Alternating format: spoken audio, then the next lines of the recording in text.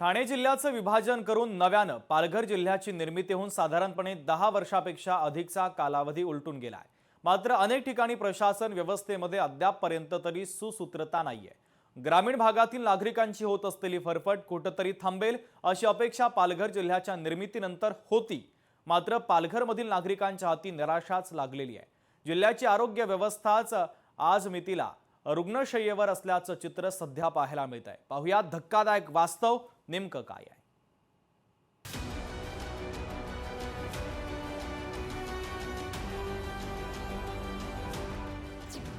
पालघर ग्रामीण रुग्णालयात रुग्णांच्या जीवाशी खेळ, रुग्णांच्या बेडवर झुरळांचा वावर, रुग्णालयात स्वच्छतेचा बोजवारा, रुग्णांच्या नातेवाईकांचा संताप।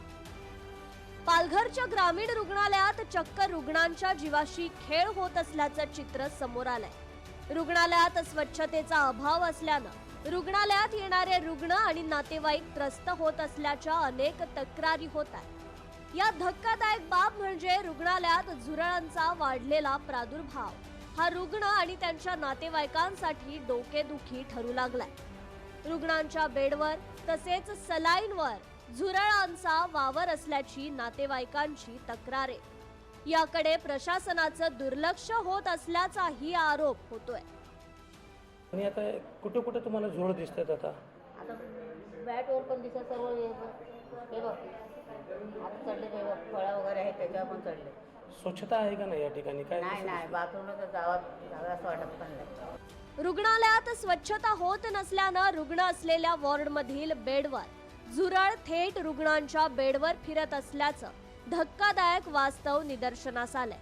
नातेवाईकांनी आणलेल्या जेवणावर आणि अन्य वस्तूंवर झुरळ फिरत असल्यानं नातेवाईकांकडून संताप व्यक्त होतोय। रुग्णालयातील स्वच्छतागृहांमध्ये देखील स्वच्छता होत नसल्याचं रुग्णांच्या नातेवाईकांकडून सांगण्यात आलंय।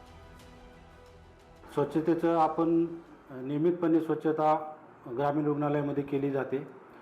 तसंच पेस्ट कंट्रोल पण या अगोदर पण केलेला आहे, आणखी पण करून घेणार आहोत। पण जी बाब निदर्शनास आली आहे यामध्ये जे कोणी दोषी कर्मचारी आहेत त्यांच्यावर चौकशी केली जाईल आणि कठोर कारवाई या माध्यमातून केली जाईल। महाराष्ट्रातील सर्वात मोठा जिल्हा म्हणून अस्तित्वात असलेल्या ठाणे जिल्ह्याचं विभाजन करून नागरिकांना अधिकाधिक सुविधा देण्याचं नियोजन होतं। नागरिकांनीही त्यांना अधिक चांगल्या सोयी सुविधा मिळतील अशी अपेक्षा बाळगली होती। मात्र तब्बल 10 वर्षे उलटून गेली तरी सुद्धा पालघर जिल्ह्यातील आरोग्य व्यवस्था राम भरोसे असल्याचं समोर आलंय। झुरळ त्याचप्रमाणे ढेकणं त्या ठिकाणी आढळून आली आणि या अस्वच्छतेमुळे त्या ठिकाणी मोठ्या प्रमाणावर लोकांची तक्रार आहे आणि ही तक्रार माझ्याकडेही आली। त्यामुळे मी संबंधित जे सिव्हिल सर्जन आहेत, संबंधित जे आपले ड्युटी ऑफिसर असतील किंवा जे साफसफाई म्हणजे कर्मचारी असेल की त्यांच्यावरती त्या ठिकाणी एक कडक कारवाई करण्यात यावी अशा प्रकारे सिव्हिल सर्जनांना मी त्या ठिकाणी सूचना केलेल्या आहेत।